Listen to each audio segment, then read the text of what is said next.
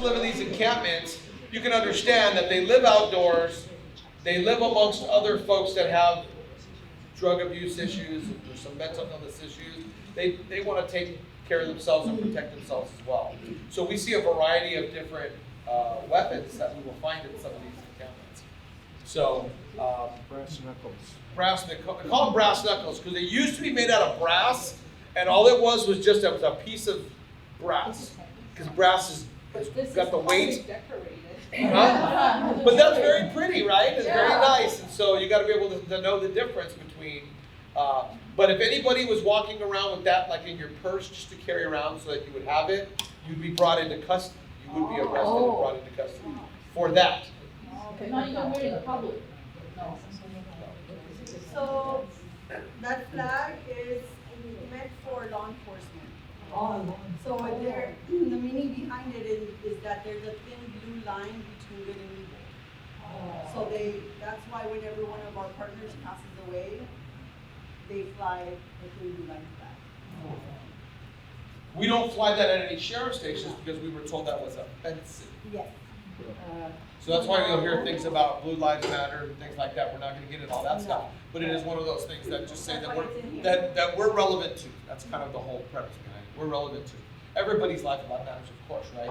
But it is one of those things too that we support ourselves, and that's one of the things that we get to know that we're all part of the community. We are all part of the community. We live in the community. You know what I mean? Somehow we've got this bad reputation now because of some incidences that have happened in various parts of the United States. And obviously there is some concerns around, but to just generally blanket an entire profession as being this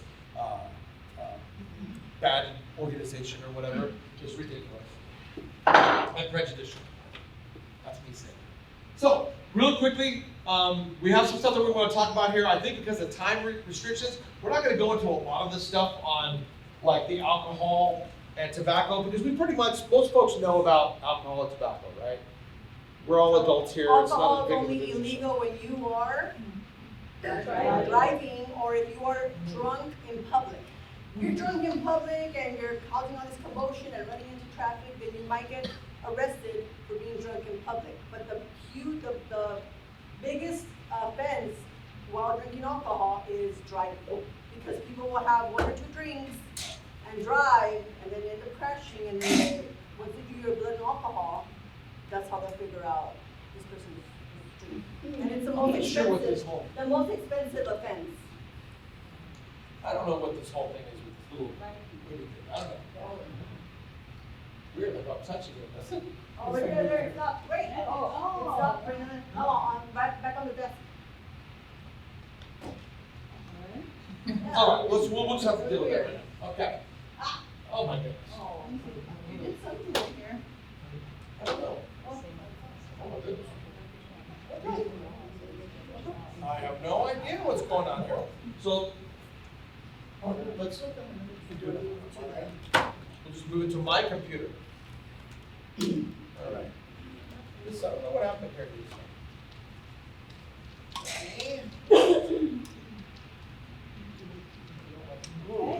Is it back? Yeah. All right, we're not touching it. I'm not going to touch it. Yeah, stay there, stay there. All right, let's sit here. All right, so some of the things that we talk about is vaping, obviously. This is the PowerPoint that we usually show a lot of our kids in school.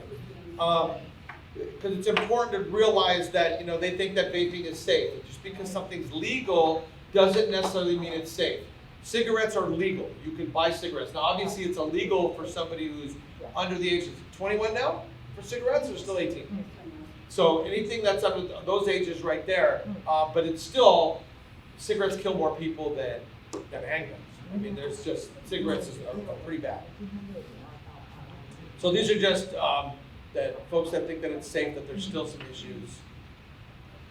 I'm sure the cigarette companies will probably hire an attorney to go against me. 53,000 people die each year from secondhand smoke. So just the fact that somebody's in the same proximity with somebody else that smokes, there's some significance to that as well. But let's get into marijuana. So once again, the state of California decided, hey, you know what? Marijuana is going to be legal. People can smoke marijuana. So whatever your belief is on that, we go with whatever the state mandates. But it is one of those things too, that, and I'll explain to you why it's still not safe, just because it's legal, that there's some concerns with marijuana. So what marijuana is, green and brown, it's a flower. There's a bud, and the flower comes out from the marijuana plant, and they cut all that stuff off, and then you smoke this thing that's called a bud. Marijuana is far more potent than it used to be, and the way that they're making marijuana right now, the marijuana grows, a lot of these grows are in people's houses. They'll rent a property, they'll convert the inside of a home, and then inside this home, they will start growing these marijuana plants. They've gotten to the point where they're so good at it because of the way that they can control the humidity, the heat, the water, all that other stuff. They can take a seedling plant to a fully harvested plant in about 9 weeks. So the average marijuana grow house is making over $1 million a year. And so it's fastest growing addictive drug today, most widely used, 95 million, over 12 years old. I've tried it in the United States. So it is something that's been around for a long time. It has there's different opinions on it. Back in the day, I was like, okay, marijuana, the usefulness of marijuana with a cancer patient, if I'm taking chemotherapy and I don't have an appetite now, and marijuana is going to stimulate my appetite so I can eat, there's a beneficial piece to that. And I understand that whole thing. But you'd be amazed how many 17-year-olds we hear, Anxiety. I have anxiety. Or, hey, I don't sleep well. I don't know any 17-year-old that doesn't sleep well. In fact, it's hard to even get them up. Yeah. But apparently, it's something that they, hey, you know what, I need it for my whatever. And I think since nowadays, it's safe to just say anxiety and all these different trauma and all these words that we throw out there now, it gives people excuses to kind of, I think, to overuse some of this stuff. So, symptoms. Now, if you have kids that are in school, there's things to be kind of aware of. And if they're on marijuana, that's one thing. You just hope that they don't get into any of the more serious stuff. But it is one of those ones.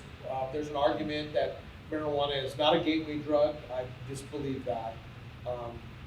If you're going to use a substance like marijuana to change the effects of how you feel and how you think, it's only going to be easy to see the curiosity of like, well, what would this pill do? What would ecstasy do? What would, methamphetamine or cocaine or fentanyl, some of these other things. So, one of the things that we tell the parents, got to get parents behind the whole thing, is students who smoke marijuana are less likely to graduate, and they do poorer on their test scores. They also, adults who use marijuana have more problems, work-related problems. So it's not always as beneficial as you think it may be. So kind of just trucking through here real quick. What we've seen with the marijuana usage now is that studies have been done that you are more likely to develop schizophrenia based on, or you have a higher probability of experiencing schizophrenia, which is a mental disorder, with the usage of marijuana. When we talk about marijuana growers, now people are like, well, marijuana is not a big thing. It's you people smoke it and it's natural. Well, there's a natural growing of marijuana outdoors. This is what we have to deal with in Mexico and some of these other countries. They will develop this stuff outdoors. But the stuff that you're getting in these indoor grows is not natural. So if I can take this marijuana and I'm growing it inside this house, I have to control things, right? So I have to control the heat and the moisture and the stuff like that. Well, now inside this house, how do I keep the plant from getting mold? Well, I spray a fungicide on it. And then now I got to worry about aphids and little bugs that will turn around there and try to eat my plant. So now I'm going to spray pesticides on it. So now I have fungicide, I have pesticide, I have this kind of stuff that's on this plant. Now when I harvest this plant, I cut the plant, I remove all the buds, I put it on a drying tray, and I let it dry. It doesn't get washed off. If you wash it off, you ruin it. So now, once it dries, they take it, they package it, now you're going to smoke it. But you're going to smoke it with pesticide and fungicide and these other things that are on it. And when we go into these locations and serve these warrants, or we find these marijuana grows, when you go inside and you look at the containers, they all say danger, poison. Do not ingest. But wait a second, you put it on a plant and you smoke that and you inhale it. There's gonna be an issue with that. So something to think about. So now when we talk about edibles kind of came to be because it was like, you know what, I don't want to smoke the marijuana. It's hard to do that. Everybody can smell it. So then they decided what we'll do is they'll take the marijuana, they'll extract the THC, which is the potent part of it that gives you the effects, and then we can put it and cook it into food or place it into food items. So see, these are some of the items, like these pictures are here from one of our marijuana grows that we went and served a warrant on. And they make it into drinks, they make it into candies, they make it into all kinds of items. So one of the things that we've started to see is when they start talking about, well, we're not trying to get kids involved in this is only for mature adults and everything too. Well, if anybody's ever had the cereal called Fruit Loops, right? If you look at this stuff, it looks just like it. But they call it Fruit Poops. So they changed the name a little different so that you know that it's not quite Fruit Loops. But this is, who is this catering to? Who knows? How about gummy bears? So how about these gummy bears? These gummy bears will have a THC base to it. So it looks just like the regular gummy bears. I've never tasted them.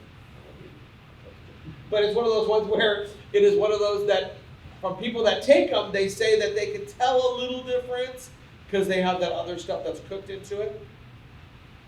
Well, at least you get addicted. Yes. You will? Yeah, but marijuana has an addictive quality to it. People get addicted to the effect of the marijuana, and so of course they want to keep using it. You see habitual use of marijuana all the time. If there wasn't an addictivity to it, there wouldn't be the mass drive for people to do it. But it's not any more addictive than cigarettes or alcohol. And in fact, I think when it comes to when they rate it, it's less. The most addictive substance, what? Sugar? Sugar is the most addictive substance out there. So, but here we go. Chronic Toast Crunch. Chronic is a play on words. Cinnamon Toast Crunch is what the item is, but chronic is a name of marijuana, the term for marijuana. And you can see all these different, that ganja joy, hashish, these Kif Kat, Kif is also a word, but these are, they're made to look like the items, even the way that the product packaging even is very similar. Look at how they all look very similar. Pop-Tarts versus Pop-Tarts. So. And was that harmful to the body? Yes. Damage, right? Yeah, and the only thing is just like, because you don't know, like you will buy an item and they will say 25 milligrams of THC. THC is the marijuana, is the, like I said, the effects. But it's not regulated. So just because it says 25 milligrams, that's just the label they put on it. You'll take these items and they will test these items, and you can have a box of the Pop-Tarts or Pot-Tarts, and one has 90 milligrams and one has 30 milligrams, because how do you regulate that? Like I said, we don't have any governmental agency that's checking to make sure that the product packaging is legit. Of course, they have that for food products. When you go and you buy something at the store and it says this is what it's contained, there's usually there's a quality control to make sure that you're getting the item that is in there. Whereas in marijuana, at these marijuana dispensaries, there's nothing that's regulating that. And the only thing with edibles is that you would potential for not overdose, is taking too much when you get sick and things. I don't know if anybody's died from it, but it is one of those ones where you take it and when you ingest something, the effects take longer. If you smoke something or if you inject something, you will get the feelings faster, versus when you eat it, you've got to digest it and it's got to disseminate it through the body. So now you'll get people that will use it, not feel the effects, use some more, not feel the effects, and by the time they're now feeling the effects, they've already eaten all these extra edibles, and now all of a sudden they're going to go through some major crisis because it'll cause paranoia and some other things. We had that happen over in one of the Nogales students. They had used a tablet, and the tablet was fentanyl. And they took a tablet and they weren't feeling the effects. And so the young girl took another tablet. And by the time, she had basically overdosed herself and she ended up dying. So that's some of the concerns that we have out there. Methamphetamine was, this is an extremely addictive substance. I've seen people kill to keep this habit going. People steal and take stuff. It has that look of almost kind of like shaved ice. It comes in a variety of forms. It'll usually have like a crystalline look to it, whether it looks like sugar in the raw. Sometimes it'll even come in like a really good manufactured. Methamphetamine will look like almost like a spire or like it's like a big crystal, and then they break that stuff off. And then the way that this is normally used is it's you can snort it or you can smoke it, and that seems to be the way a lot of our street folks that use the substance, they smoke it, because you inhale it, it goes into your lungs and goes immediately to your blood system, and so you get the effects right away. Now, some of the symptoms of this stuff is dilated pupils, blood pressure, heartbeat. One of the things that when we would talk to folks on the street and we could tell they were under the influence of methamphetamine, or what we call a central nervous system stimulant, some cocaine, ecstasy, methamphetamine, they have very similar symptoms. They're very fidgety. They have a hard time, sitting still because their body is going through this, nervous system's just got them moving. We have them close their eyes, and their eyes are flittering because they're just, the stimulant that's in their body is just controlling them. Another thing is bruxism, that's grinding of the teeth. I remember running into one of these habitual offenders that had been arrested numerous times for methamphetamine. Possession of methamphetamine used to be a felony, and now I don't even think they don't prosecute for it right now in the county. But when it used to be a felony, we would take these folks to jail. And one of them had their teeth were almost flat because they were just grinding their teeth. Because their central nervous system, it's constantly in motion. People lose a lot of weight for this because they can't sleep. They're just wide awake. And we've seen people that are wide awake for 3 days. 3 days, even in 4 days, that they're just wide awake, and then they have this crash because they're exhausted once they come off the drugs. We'll have somebody that will use methamphetamine, and we will test them a day, maybe even 2 days later, and their heartbeat can still be at 130 beats per minute. So you start thinking about that, when your heart's working that hard for like 2 days, it's like running a race for two days straight. So They also become like a zombie stage, right? Some can, and usually that will come at the end. So when they're kind of at that low end, you'll see that where they call that crash. You haven't slept for 3 days. Your body now is coming into this kind of a low, and that's why this is so addictive. They try to keep themselves up all the time, and they just constantly using it. The zombie stuff you'll see a lot of times, like with fentanyl and opiates as well, where they just kind of, like they're asleep, they're just like almost catatonic. We'll talk about standing that. up, kind of slump. Yeah, you'll go over there and you'll see somebody who's high on heroin or an opiate, and you'll just see them laying on the sidewalk in the grass, and they almost look dead because they just kind of collapse over where they're at. And it's just because their heart rate slowed down so much that they just kind of... So the drug we're all Right. during that time. Right. So obviously there's significant health risks behind this whole thing. The open sore, teeth loss, weight loss, stuff like that. Violent behavior. I've seen these folks become very, very violent. It's just the drug that takes over. So there's just some before and after photos. You can just see at the first photo, the photo on the left is kind of at their first incarceration, their first arrest for the offense.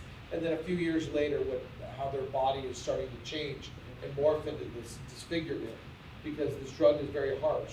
I've seen people start to see spiders, and so they're trying to scratch these spiders, and they'll scratch themselves to where they're bleeding. So believe it or not, from this PowerPoint, these are the pictures that get the kids the worst in high school.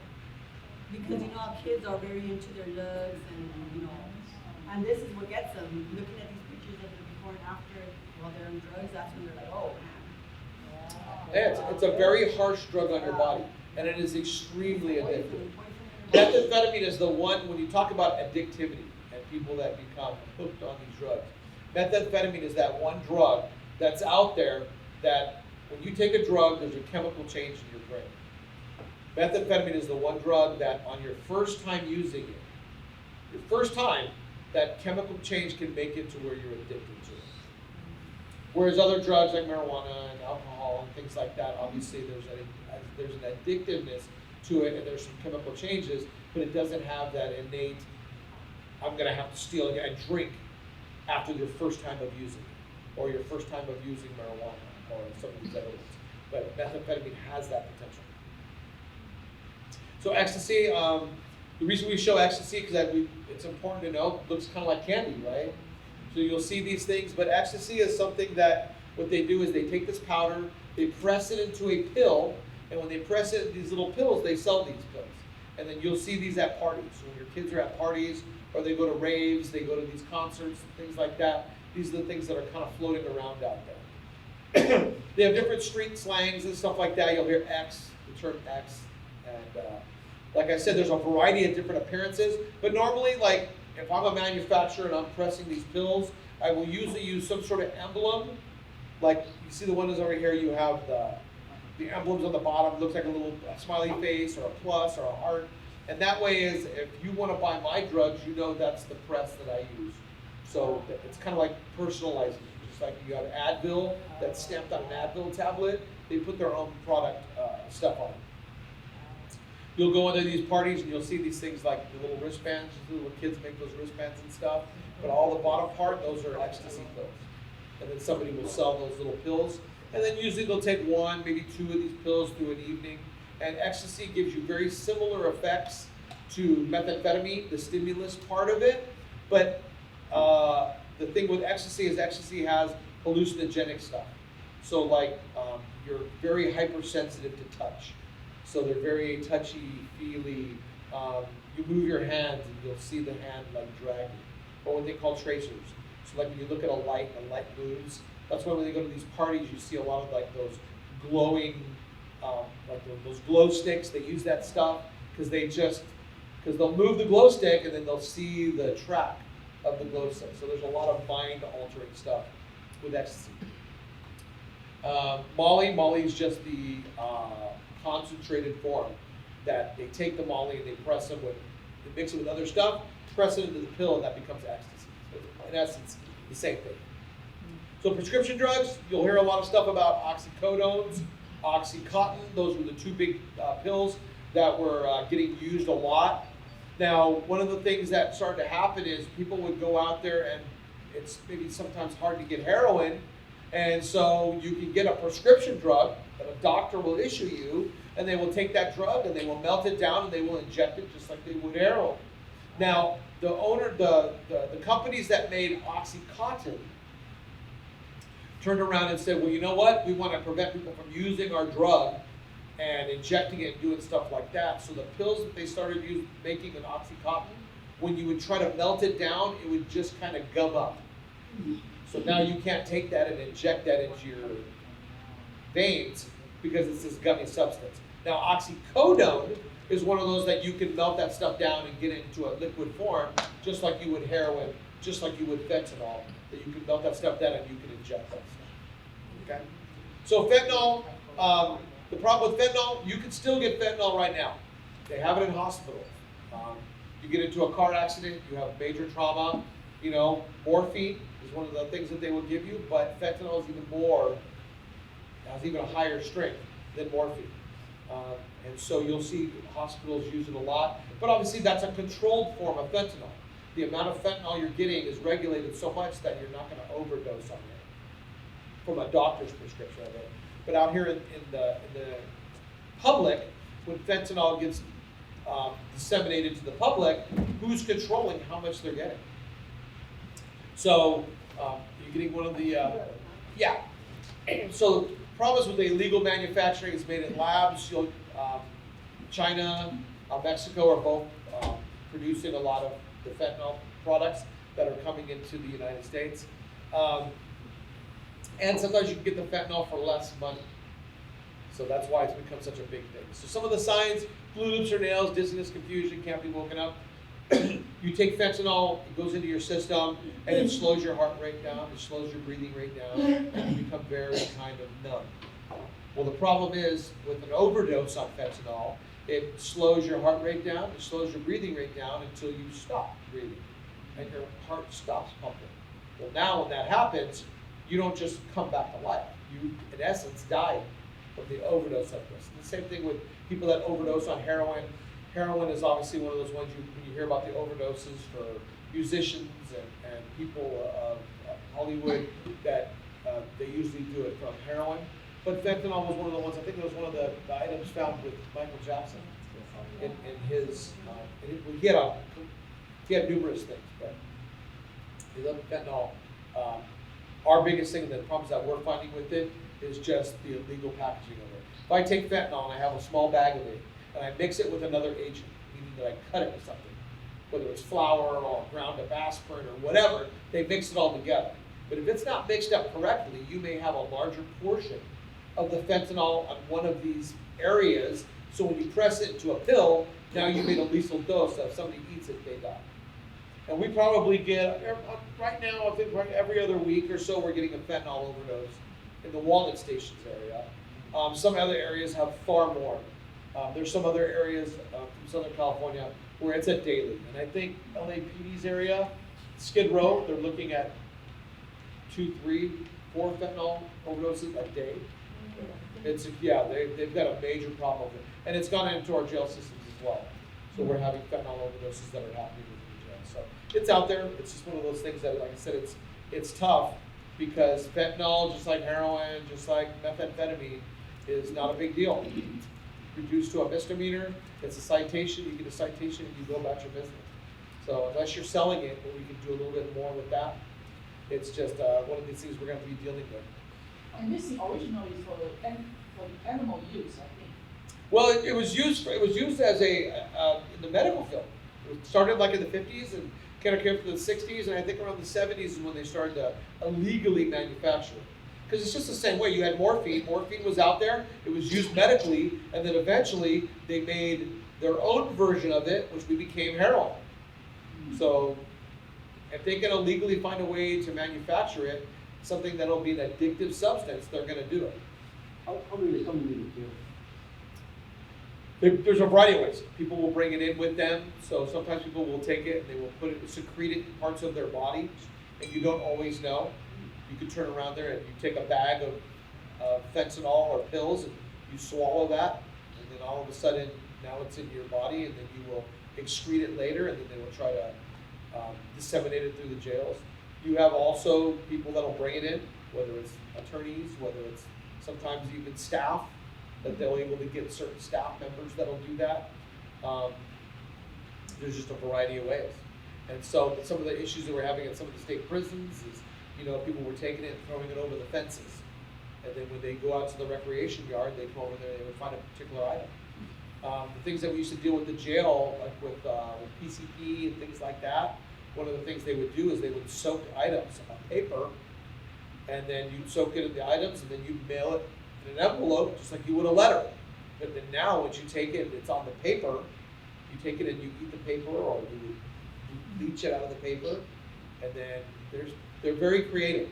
They're very creative in the way that they do these things. So, so right there's an example of what a lethal dose is. You see what's next to the penny?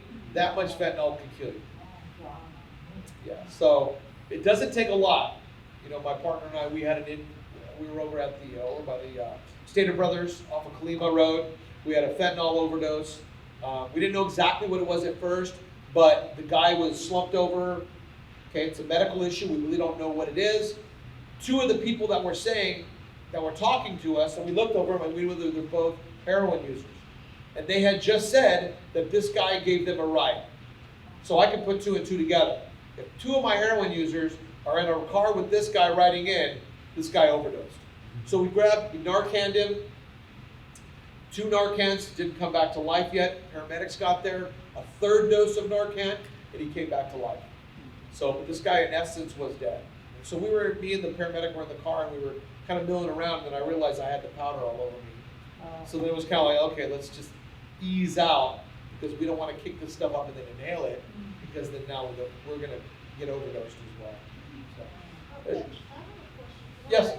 Why United States cannot stop coming with this import from China? So we all heard, China import a lot of That's a great question. Yeah. That's a great So question. instead of stopping it, they came up with Narcan. So the little packet my partner will show it you. What that is that something that you put in the nostril, You squeeze it up and it injects this kind of spray, and what it does is it re-stimulates the heart and the lungs to start, and it brings people back to life once they've overdosed. But yes, how do you control that stuff? It's very difficult. But you think about how many drugs are smuggled into the United States from the border of Mexico. How many things are shipped in containers that come across from China or other countries, but mostly like China's the big manufacturer with fentanyl, that comes in here, and now you have these products that are mixed in with a bunch of other items. There's a bunch of ships, containers off the coast, and we got to get stuff shipped out. And so now, are you going to be able to go through every single one of those containers? There's just ways, and they find the stuff. They find methamphetamine. They find the cocaine that's coming up from Mexico, but they can only do so much. You have X amount of agents. An open border helps nothing now. But at the same time, you turn around there and now you have a truck container that the agents find it. There's a bunch of methamphetamine or cocaine in it, and that takes all the resources that are driven to that. Well, how many other trucks came in that weren't able to get searched? It's something that we deal with. Do we know or hear anything about still being used locally in China? Is that, I mean, it's exporting out overseas to other countries like us? Yeah. So people in Product China- demand. It's a high demand right now. Because it's a lot more difficult to get Oxycontin and oxycodone, Norcos, those kinds of pills that they use for pain medication, there's more control over it. And now that there's more control over that, they will go to illegal methods. So you'll get somebody that will take oxycodone for an ailment or an injury. They become addicted to that substance. And now when the doctor says, okay, you're good, we're taking you off of that, and they no longer get prescribed to that, well then how do they get it? They turn to heroin. And when they turn to heroin, now they turn to fentanyl. Because fentanyl's out there. And fentanyl is a stronger. So you can get that stuff and cost less to get the same effect. So you see this high usage of fentanyl. Like I was saying, just the other morning, we had a fentanyl overdose in Rolling Heights. But like I said, we get, for Rolling Heights, probably every other week, we're getting some fentanyl thing. So But these Narcans are going to be, they're provided at libraries, they're going to be provided at schools. So I see it as rather than stopping the problem, they're covering it. They're like giving you a Band-Aid.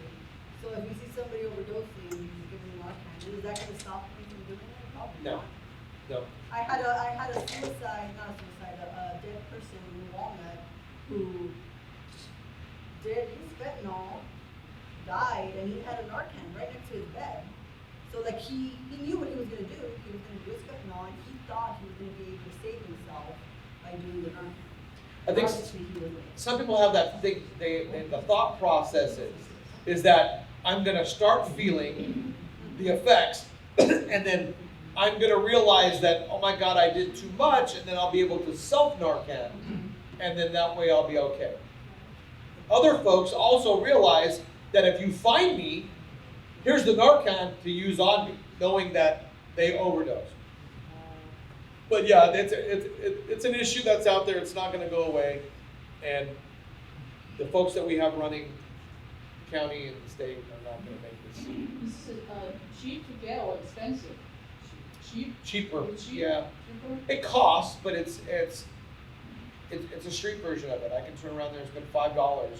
and get something that's going to give me the feeling that I want, as opposed to like an oxycodone is going to cost a little bit more on the street.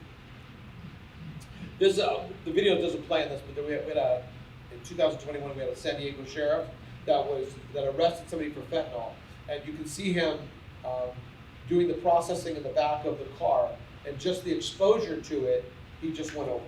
You had to get Narcan several times. So the misconception is that one Narcan spray or 2 Narcan sprays, you're going to come back to life. He was Narcan and died several times with heart and lungs stopped, and had to get re-Narcan over and over and over until he got to the hospital. So it affects us. So for us, we're frustrated to see that there's really not anything being done about it, and we're the ones out there making contact with these folks, and our lives are potentially in danger too. But like anything else, that's why that flag was thrown over there. It doesn't seem to be very important to some people, our lives.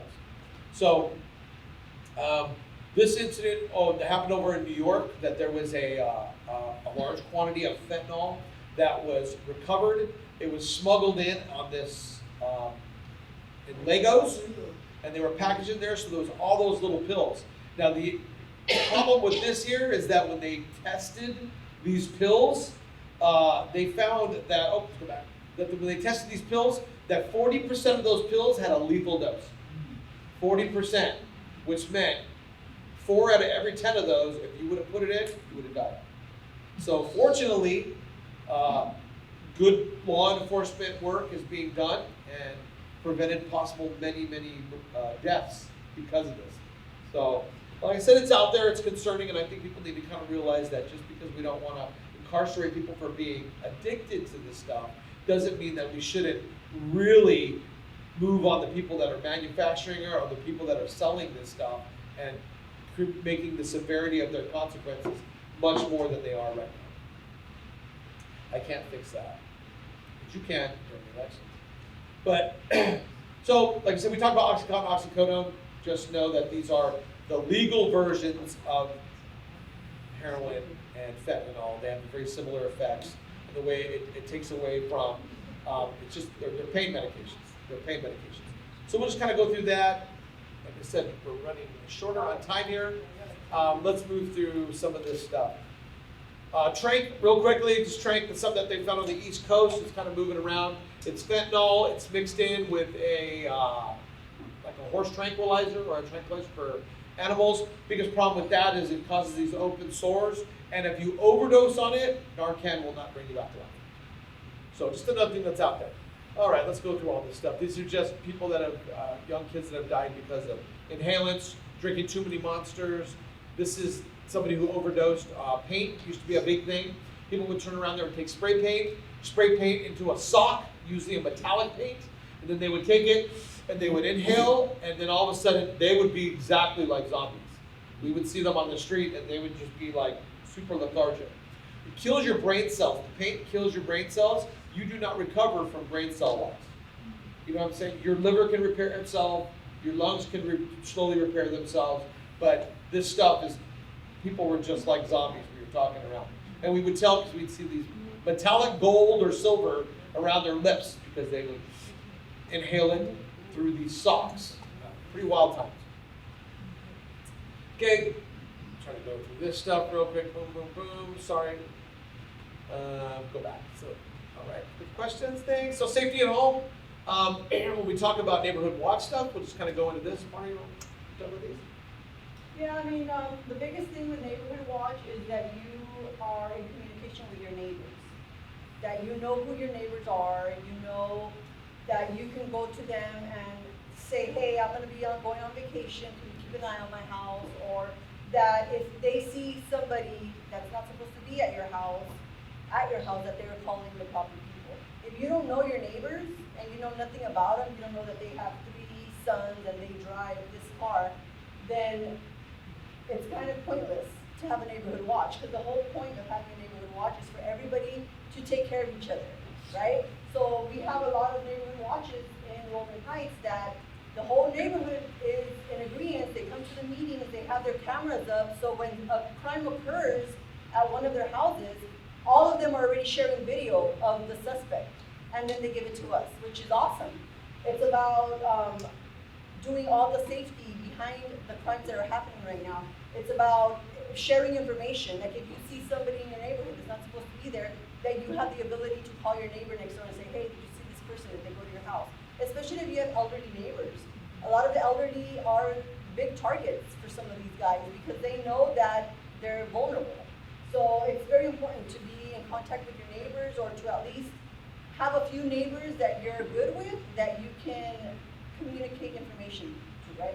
So ATM safety is a big thing. So yeah, we'll talk about some of the things that are happening in the community that you guys are being targeted. So recently at Wells Fargo, we've had a few times where somebody's taking out money at the ATM and somebody's standing like right behind them.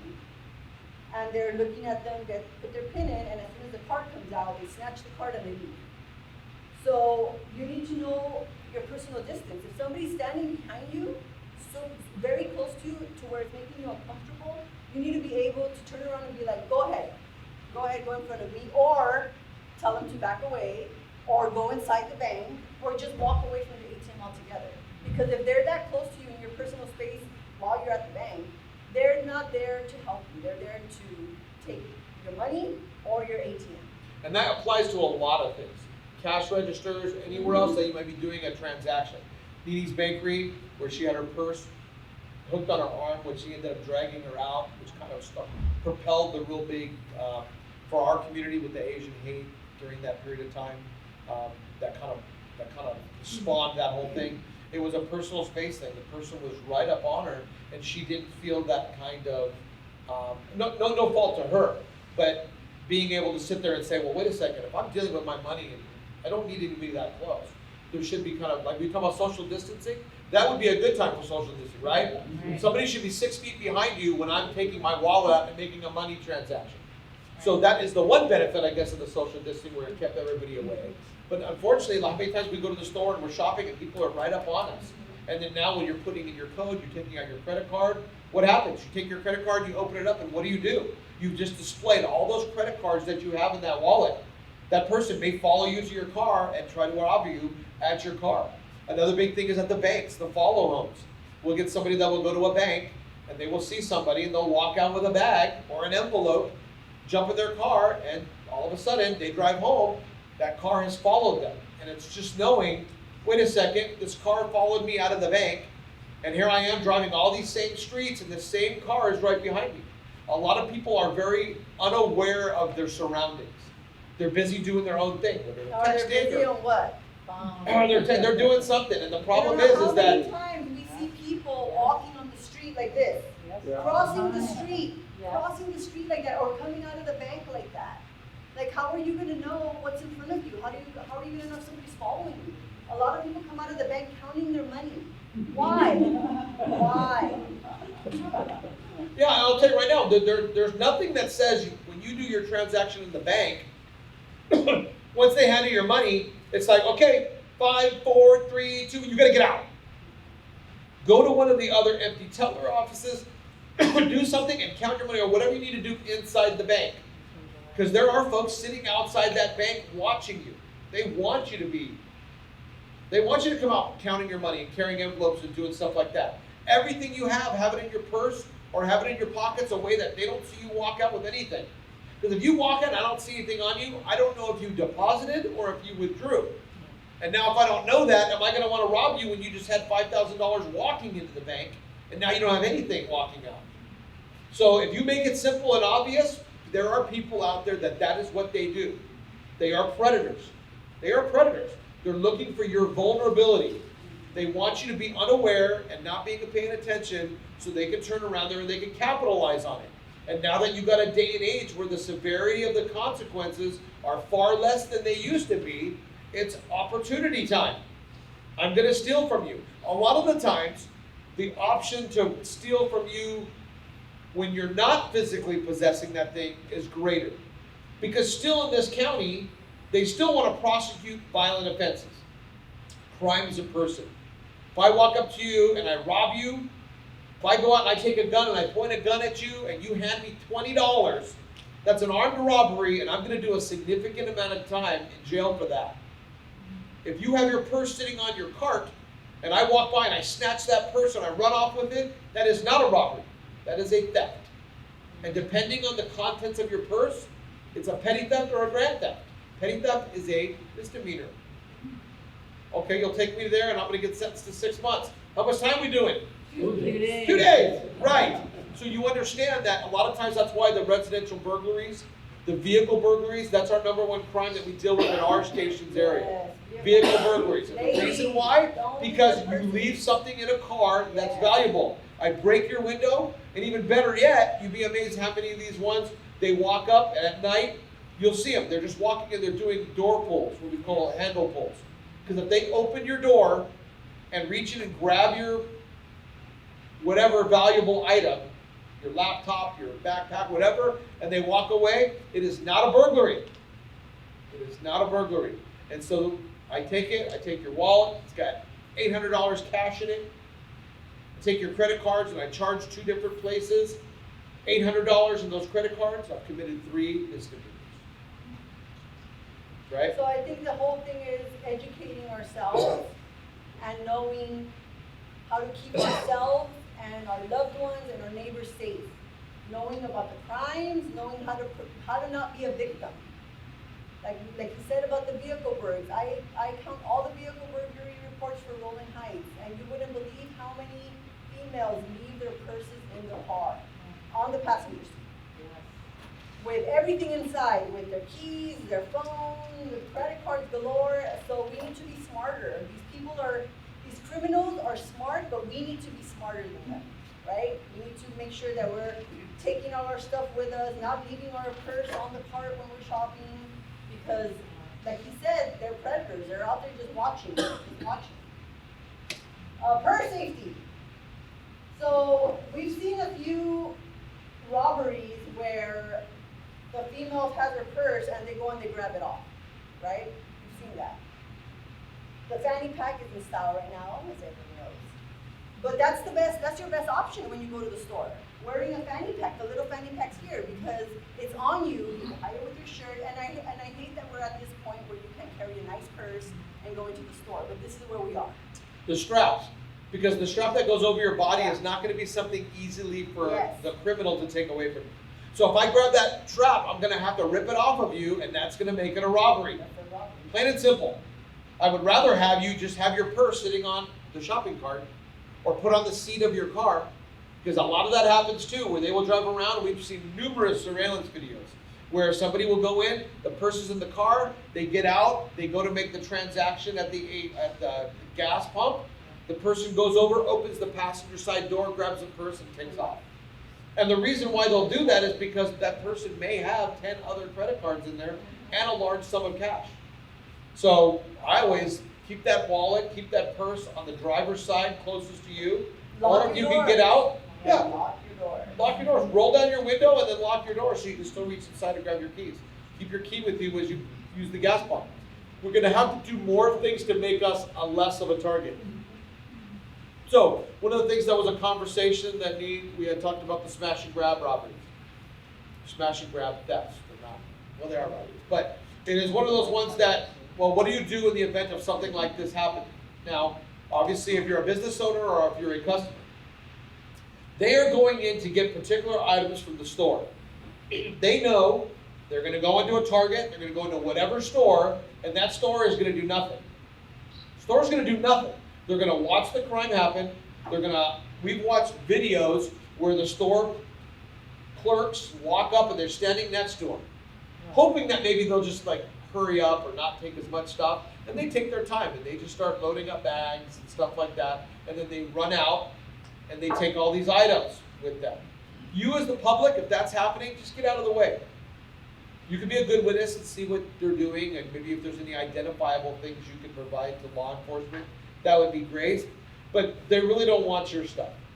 Now, could you make yourself a target? Absolutely. If you walk over there and say, hey, you're not supposed to be doing that with your $50,000 watch, yeah, you might get that snatched off your hand.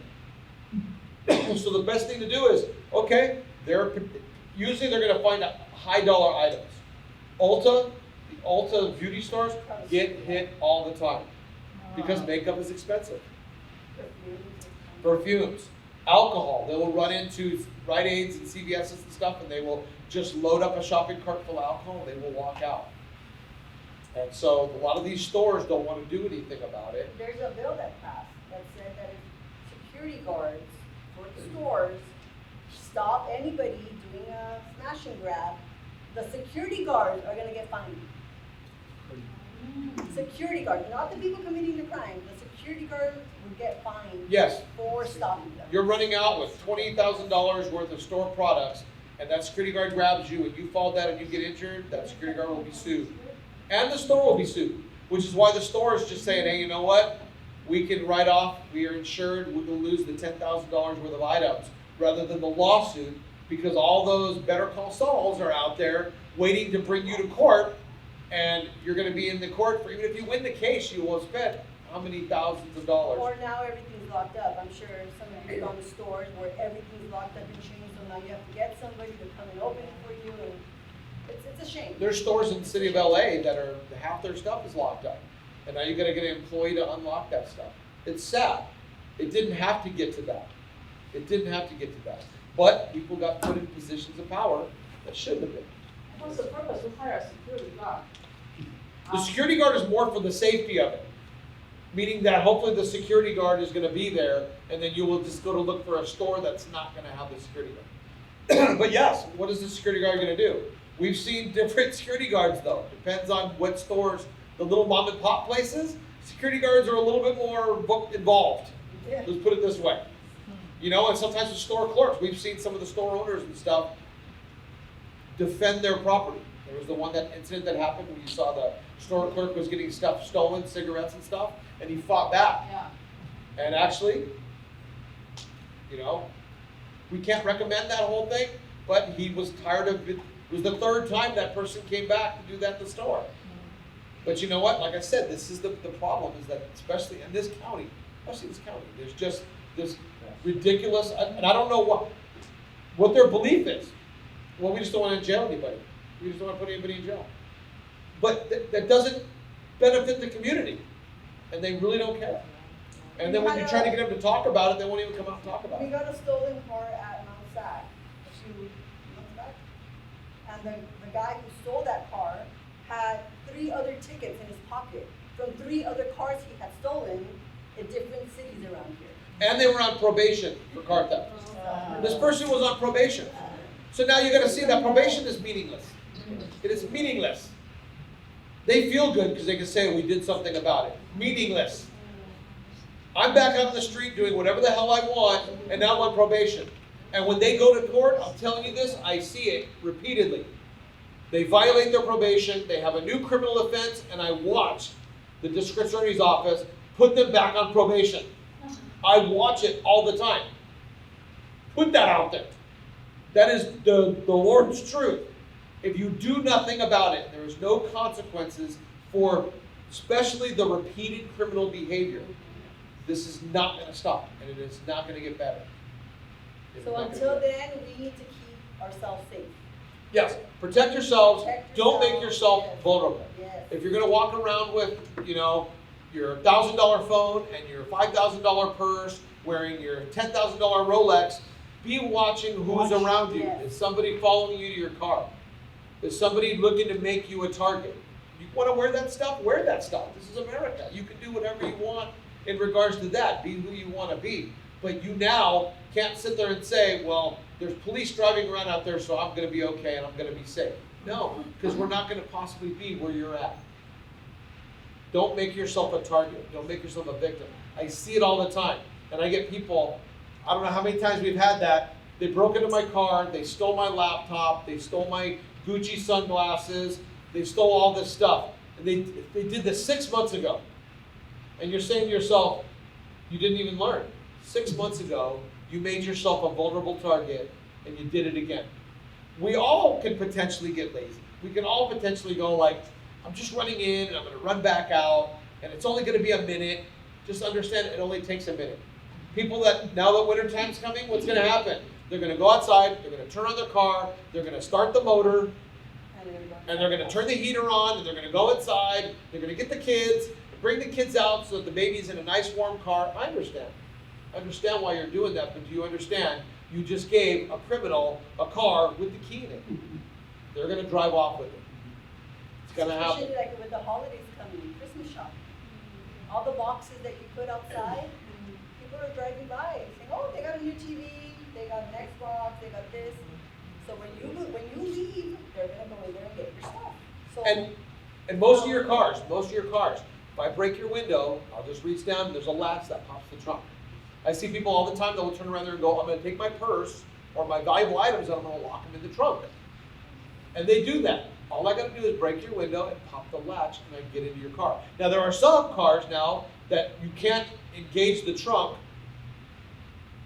when the vehicle's not on or the key's not in it. And there's other ones that you can actually lock it, that you can't open it up. If you have that car, then by all means. But we see that happen repeatedly, especially at the gyms. yes. Because they know most people that are going into the gym at 7, 8 o'clock in the morning, why are they going there? They're going before work. And now they're gonna have all their stuff that they're bringing to work with them.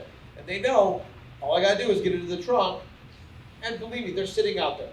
They're Yeah, watching I you was take your a victim briefcase of, and put it in your trunk and close it. a vehicle burglary that way. I got to the gym, I came out of my car, I put my stuff in the trunk, and then I went into the gym. So I think if you're gonna put something in your trunk, don't do it when you're getting to the store. Right. When you get to Target, don't open your trunk and put all your stuff in there. Do it somewhere else. And if you need to do it that way. But like every night, because I guess because I have that law enforcement mind, every night I took my stuff out of my car. Every single night. But then again, I read thousands of vehicle burglary reports, and I think my mind is just set already. It's not gonna happen Hypersensitive me. to it, because we see so much of it, and we know it's everywhere. It's not just, it only affects a certain culture of the community Oh, no. or a certain area. There's some areas that get targeted more. If I'm gonna steal from somebody, I'm gonna go to the more affluent area. I'm gonna break into a nice car, because you're probably gonna have nice items. I'm not gonna go into the apartment community and break into the little rickety car, you know what I mean? Because it may not have the same kind of items. But you'd be amazed, because you'll turn around there and you'll get somebody in a really junky car that will leave their $1,000 laptop in there, and yeah, that's gonna get broken into and taken. But don't make anything so obvious. And so, real quickly, we'll go into these things real quick. Phone and internet scams, that's a big thing that's out there. Anybody who calls you on the phone, anybody on the phone, fake, fake, fake, fake, fake.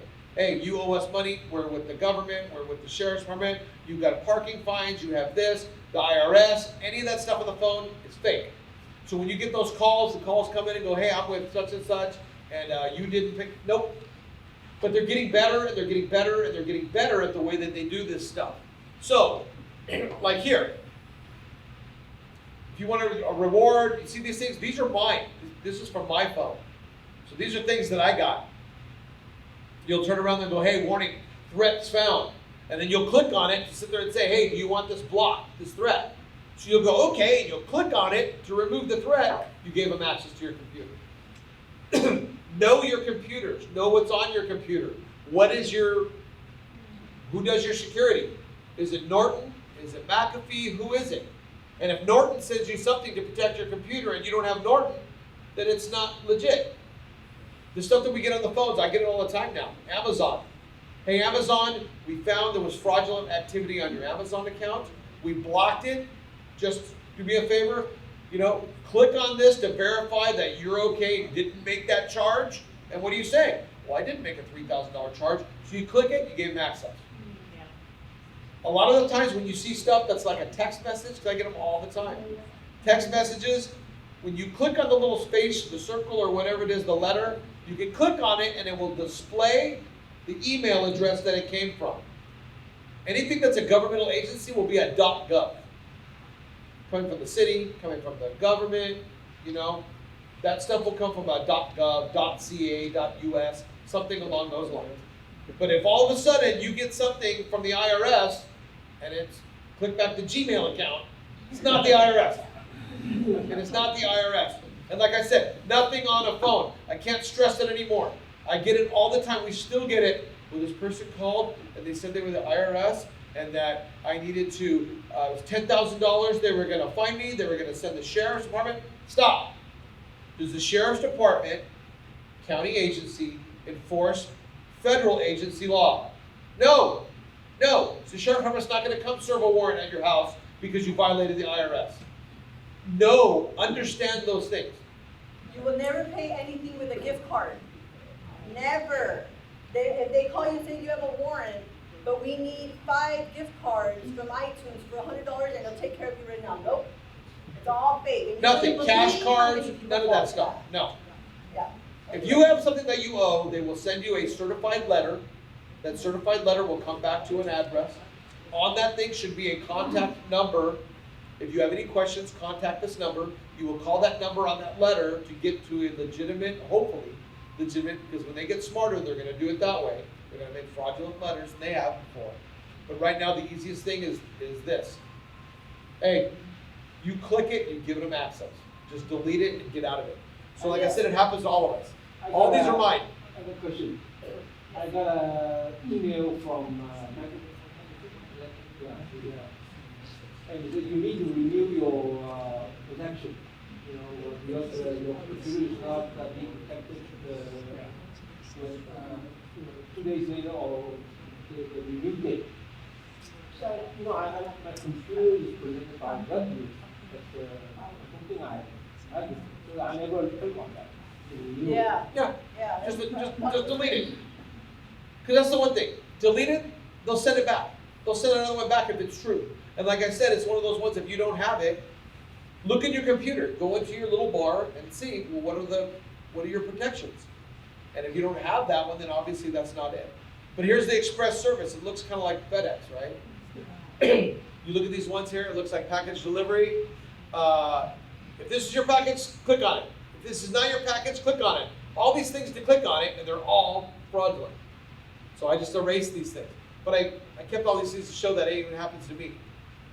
Relationship scams, real quickly, that's another one.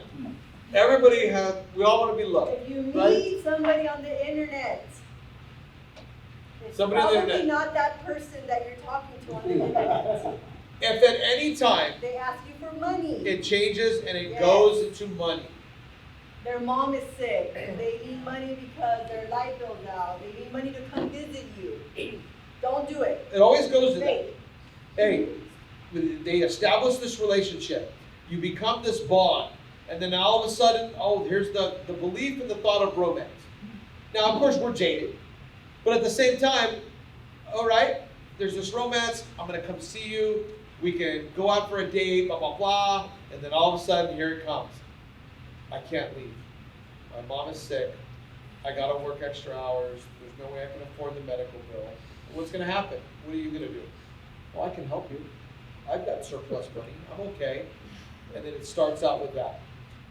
And even we had a guy in Rowland Heights who turned around there and we told him, this is a fake account. It's a lie. They asked for money. This guy argued with us and he sent more money. 3 times. 3 times. 3 times. There are some people in this world that are just kind of like, you know what I mean? We can't help everybody. You know what I mean? We can't help everybody, you know? Some people are going to jump off a bridge into the water, and then one day there's going to be no water. And, oh well. If you're going to argue with us, and we showed you it was fake, we told you it was fake. You had a police report written. Like, why would you have a police report written? Well, they said that they were going to pay me this money. We took a police report because you knew it was fraudulent. Some people are just, they have a hard time, and I think a lot of it is, there are people that have a hard time realizing that I've been duped, and I have to admit my own flaw. So I'm just going to keep running with it and hope that, you know what, maybe they'll feel bad about it. These criminals do not feel bad. They will target elderly, they will target anything. It's about making themselves money. They see your vulnerability as your weakness. And they believe, because you're weak, you should be preyed upon. Lions, jaguars, animals in the field go after the old, the sick, the slow, the young. They go after easy targets. And if you make yourself an easy target, you will be preyed upon. Guaranteed. Right now, if you're like, well, nothing's ever bad happened to me, and I do dumb stuff all the time, well, good luck to you. Go play the lottery, because maybe your luck is on your side. So is this kind of a standard reported to you?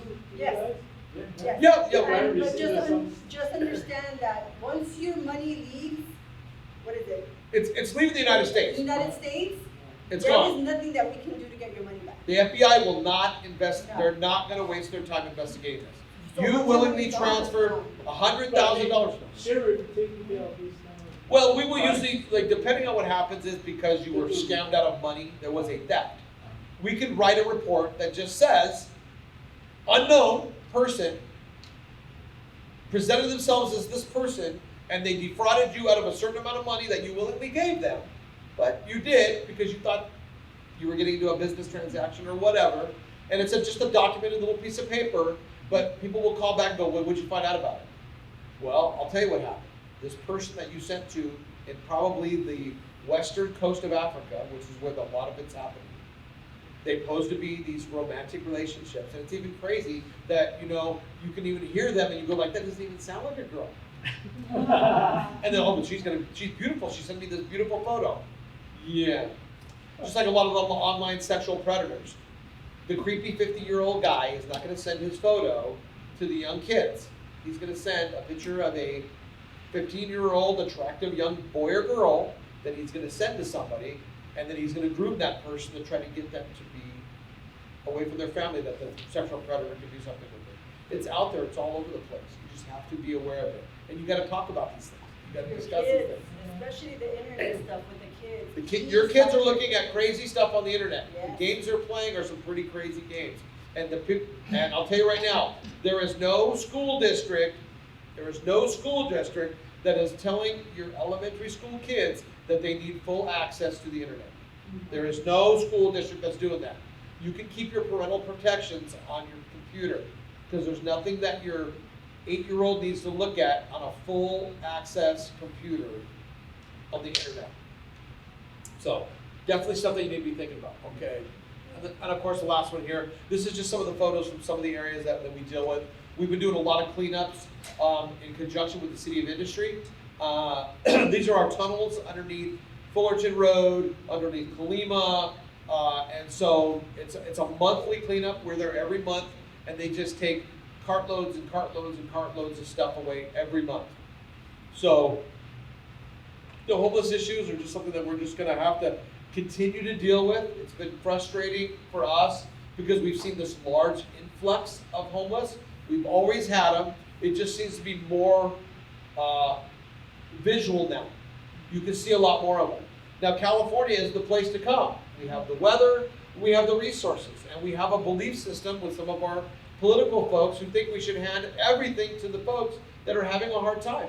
Well, I'm not against people that are struggling and having a hard time from getting stuff, but if you make something too simple for people, they're going to take advantage of it, and they have. So we have folks, we did a homeless encampment. There was 10 people living in it, and we had them, somebody from North Carolina, somebody from Arizona, somebody from a variety of places. These aren't just your locals. Rolling Heights, we do, probably half of the homeless that we have in Rolling Heights were at one time homeless, or were at one time Rolling Heights residents. And they become connected with the community because they have people they know there, and they know the community, and they know the place, and so they feel comfortable. If I'm going to be homeless, I'd rather be homeless in an area that I'm familiar with, as opposed to I'm just going to go drive off to West Covina and I don't know anything about it. So a lot of times that's why you'll have localized homeless. And the majority of the ones we deal with, most of them are substance abusers. They're hooked on drugs, which is the primary reason why they're not living at their home anymore. And then there's a mental illness piece to it too. Now, if you got somebody who's mentally ill and now all of a sudden they have all these issues they're dealing with, a lot of times they will use illicit drugs to kind of make them feel better. Some of the drugs that you take, if you have, say, schizophrenia, makes you lethargic and tired, and it affects them, and they don't like the way they feel. So they may take methamphetamine or another drug to try to elevate them, and now all of a sudden you have this cocktail of drugs, and you don't know what you're going to get. So you got some folks that are living in substandard conditions because they really don't know any better. To them, it's normal. And it's sad, and you want to get them help, and we try to provide help and try to provide services, and we try to work with the county and get people involved and come over and do stuff. But there's that whole big thing. Can we help you? Do you want services? Nope. It's done. Now what? They don't want them. There are folks who want to get off the drugs. They want to get treatment. They want to get help, but they just don't know how to do it because they're in that place right now, and they just can't see themselves out of it. And it's scary. I'm going to go to a home. I'm going to go to a facility. You know, during the Reagan-esque times, we shut down a lot of mental health facilities. That was a big boo-boo. And now you have a lot of folks that are roaming around the streets and stuff because that's just where they're at. Where do you put them? Where do you put somebody who's screaming and yelling at the top of their lungs all the time? You're not going to be able to stick them in a home with other people. You take them to institutes, you get them medically, you eval. But if they're not a danger to themselves, somebody standing at the street corner, yelling and screaming at the top of their lungs, rocking back and forth, have committed no crime. They've committed no crime. So because of that, yelling and screaming is not being a danger to anybody. You know what I mean? So there's only so much that we can do. When they become physically violent, when they start doing things that are that are bad for them. But we had a lady that we were dealing with all the time. She was mentally ill, she was a drug addict, she was having guys come in all night an hour and file numerous rape reports, and we tried to get help from a lot of different agencies that said, nothing we can do about it. And it's frustrating, because it's kind of like, this is a person that's kind of a danger to herself. She's letting men come in because and they're bringing her alcohol, or bringing her drugs in exchange for her sex.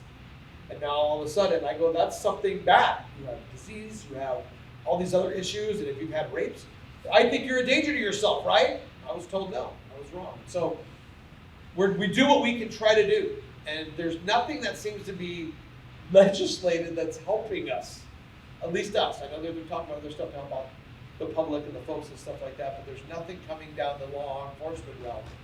You know, they want to do stuff, and we create a team for the smash and grab robbers. Okay, we have a team, we have more detectives, we have people that are out there now investigating and doing this stuff. That team is only as good as the district attorney's office to prosecute it's going to be. So we got to understand that these all things go hand in hand together. So I know we covered a lot. We actually went like a half an hour over. Do you have questions? By all means, go ahead. Do you think the county's home key project can really work, solve the problem of all these people? Well, I'm gonna say no, because we had a hotel room in Rolling Heights that was Project Room Key, and none of the homeless people that were put there were our homeless people. There were homeless people from LA, homeless people from Covina, none of our homeless people. If we can get guaranteed that that program is gonna be for only the homeless people in Rolling Heights, in Walnut, in Diamond Bar, then it'll possibly work. But they didn't do that. They just put homeless people from everywhere else except our area. yeah, so you bring homeless from other areas to our area here, and so you're remedying a problem in another city. So if you're the Rolling Heights residents and they were here, and because of that, they were kind of misinformed, and because of that, they made enough of a stink that actually got the Project Room Key kind of removed from Rolling Heights. Now, Hacienda Heights, they opened theirs up where they turned around, they bought part of the hotel, as opposed to the Project Room Key was like there was an allotted group of rooms that were contracted. And that's in legislation again, they're trying to talk about that with Rolling Heights off of Laban Court.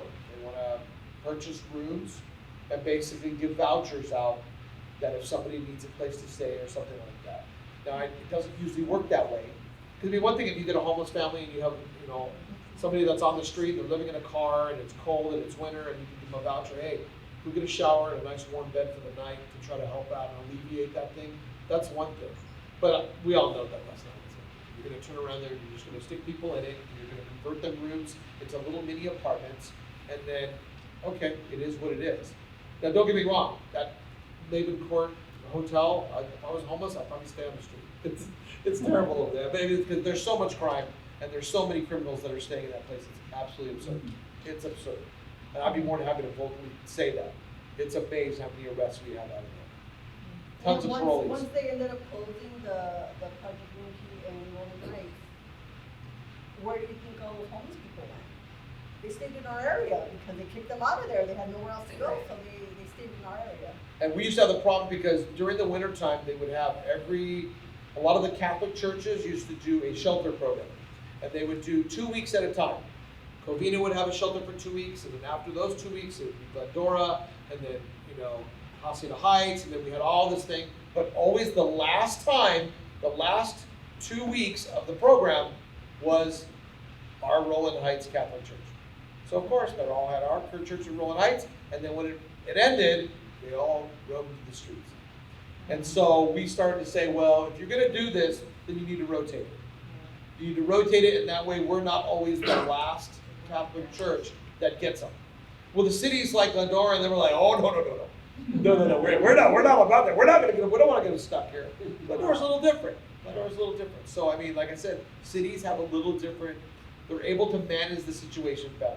Because you have your council, and your council can sit there, and the public will go and talk to the council, and then the council has to basically hear the public. We have supervisors that have a huge area. And if a little group of our people go over there and complain, and a lot of people still don't care about it, supervisors will, whatever, not a big deal. Our area doesn't particularly vote along the lines of the supervisor. So because of that, I don't know how well your voices are. I'm gonna take some blowback for that comment. I'm gonna take some big time blowback for that comment, but you know what? That's the one thing. Truth is truth. I'm not gonna lie to you guys, so. I have a question. Yes. Because people have been talking about it, with nobody knows for sure what's the correct answer, since I'm here, that if somebody, like somebody broke into your house, and let's say you have a gun, you want to protect yourself, you know what that people are going to do to you, can you shoot, and what's the proper way, and what's the proper tactic they can shoot and protect themselves? Now that's always a question that comes up in most of the meetings regarding when can you use lethal force? And I'm gonna tell you right now, this state of California, you have to be in imminent danger or somebody else needs to be in imminent danger for you to use lethal force. You cannot protect your property with the firearm. Somebody's in your garage, they broke into your garage, they're in your car, they're stealing stuff in your car. You cannot use lethal force. You cannot. You will be sued, you will lose your house, guaranteed in this state. Because you have to be able to show, we protect ourselves in law enforcement and we're criticized. So only imagine.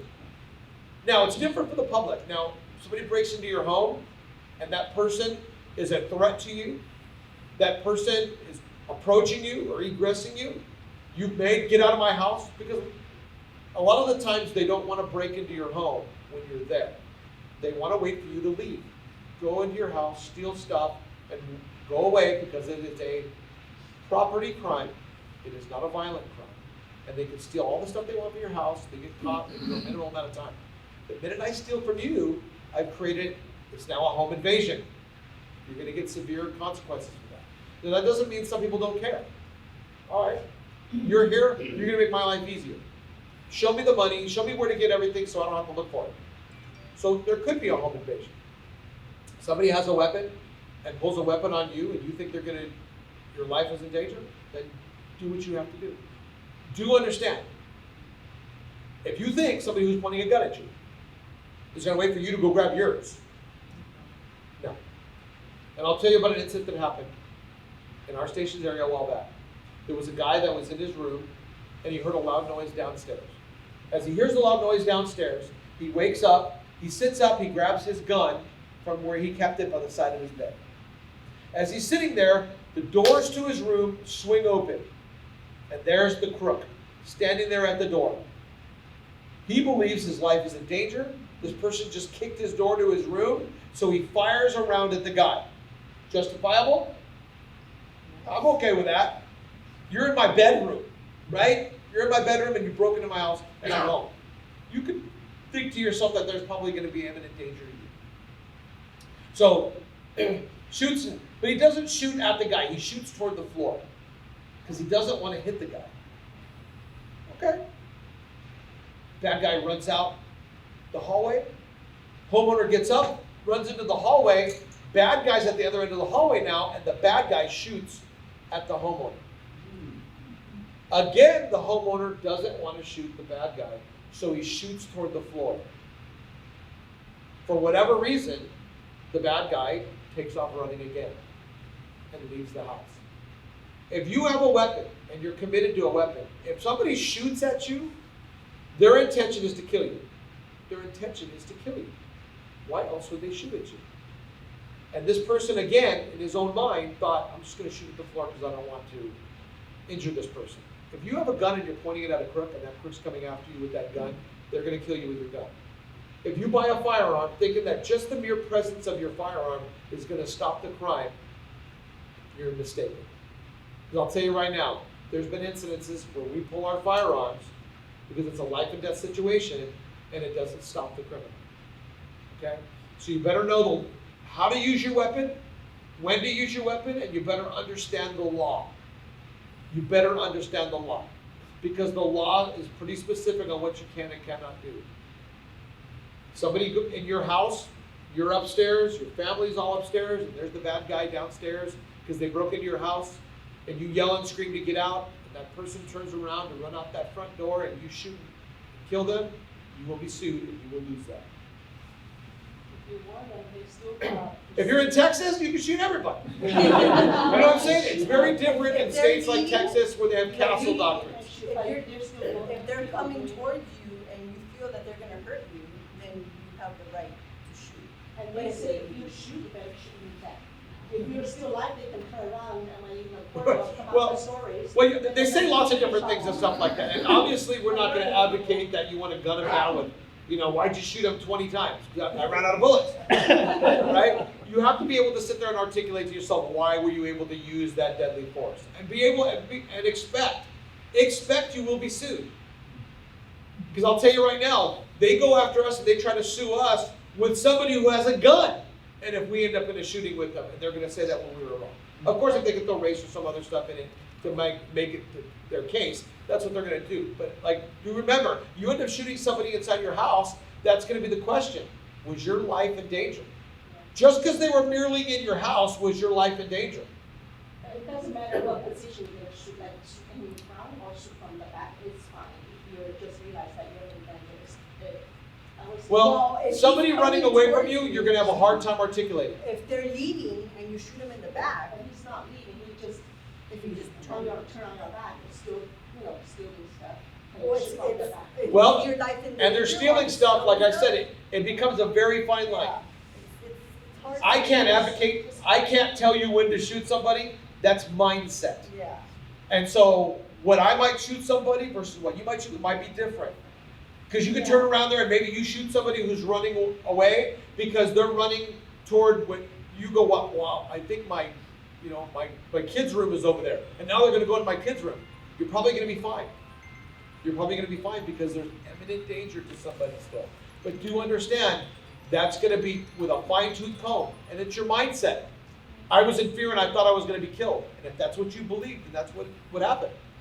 But do understand, somebody that turns around and they go to break into your house, and understand.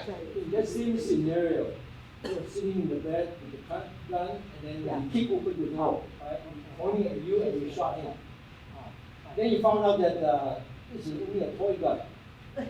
What happened? Well, that In they your had a toy gun? In your mind, did you think it was a toy gun? That person had a toy gun? Yeah. Did you know it was a toy gun? Does not matter. Doesn't matter. Mindset.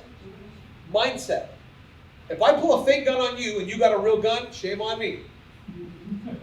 You know what I'm saying?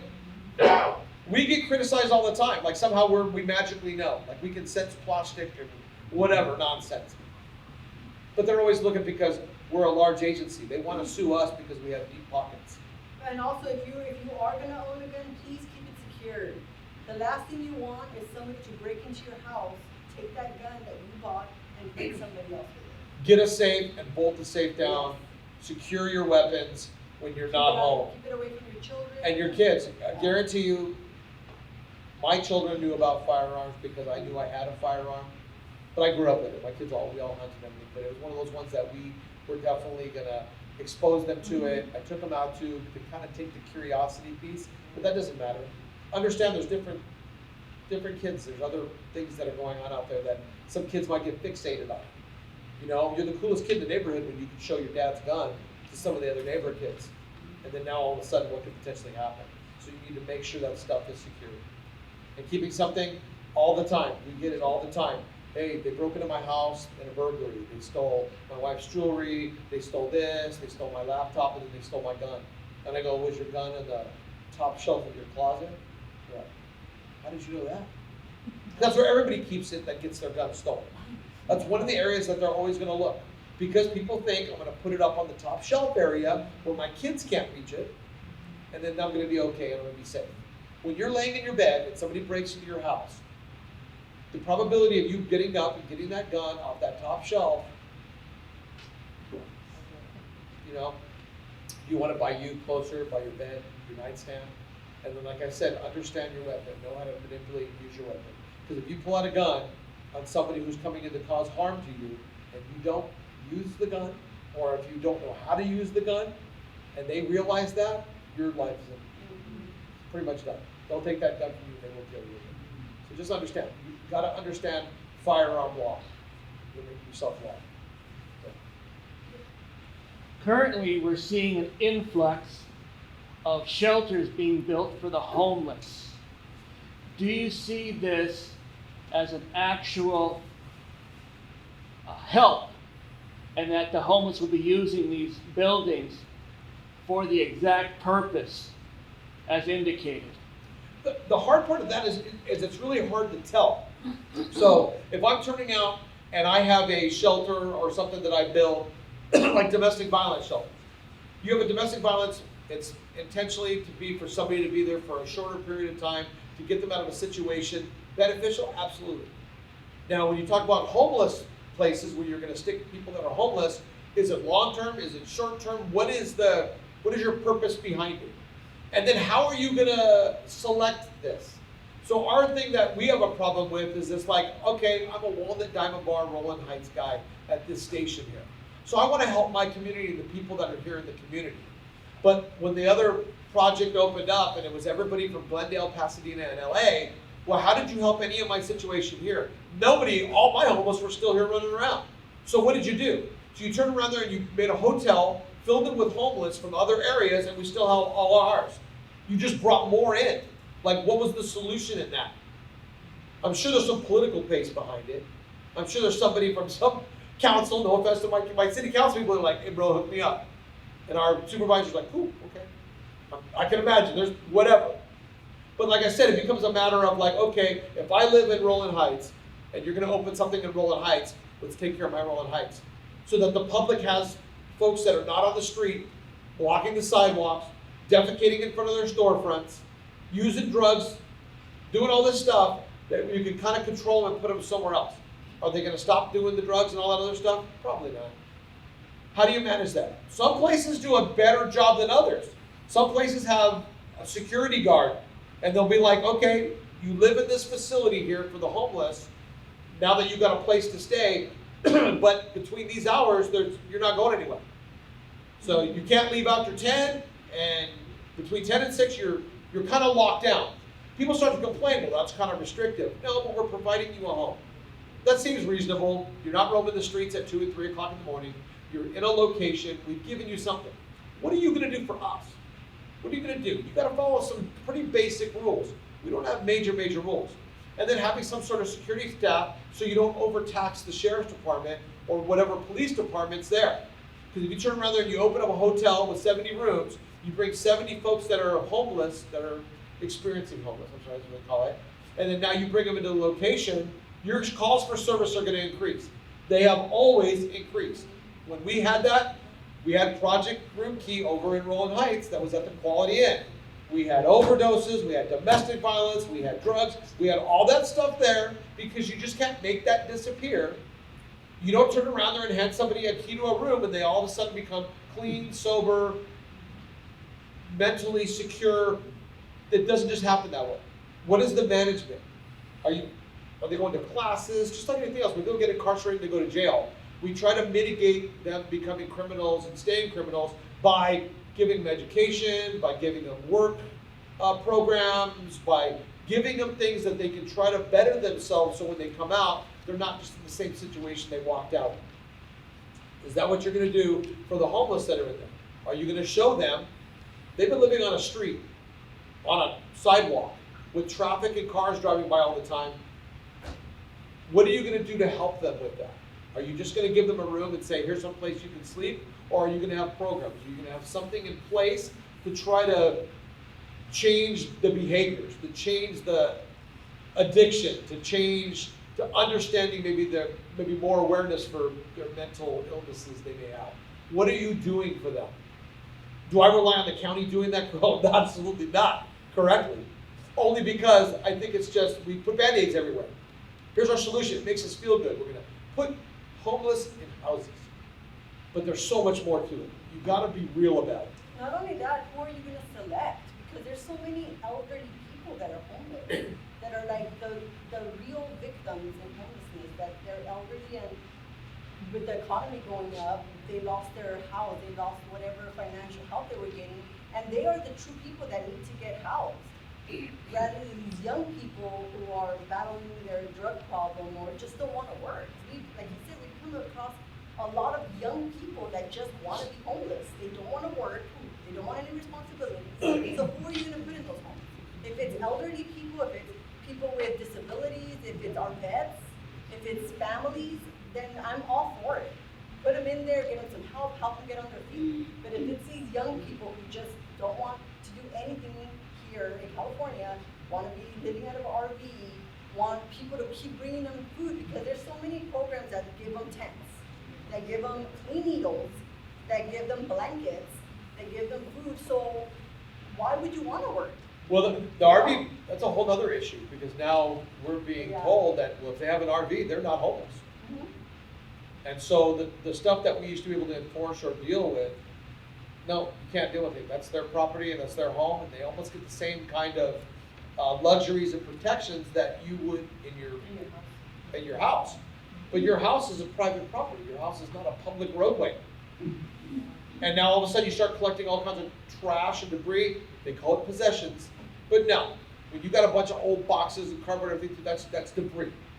And then all of a sudden now it's encroaching on businesses and stuff like that. We have our clean homeless. We have our clean homeless that just have their own stuff, their own property in their. The stuff that tents. just to try to exist. Yes, but then you have the excessive Hoarders. hoarder homeless people that take over a whole block of just stuff that they're collecting, and then you have people who are bringing them stuff, bringing them couches, bringing them, mattresses, bringing them all kinds of stuff. That's a huge problem. And it's a huge problem. The big problem with that is now, do I want to have to pay to go to the dump? No, I'm going to bring my old ratty chair to this homeless guy or girl over here and then say, hey, can you use this? Well, of course. They will collect all kinds of stuff, because obviously if you're homeless, you don't have anything, the more possessions you have, you feel more fulfilled. I get it, there's a piece to that. But at the same time, now all of a sudden, the public's like, I got free garbage collection.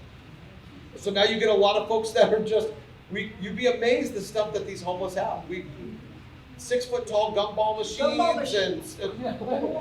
machines. But we did this tunnel right here in the picture.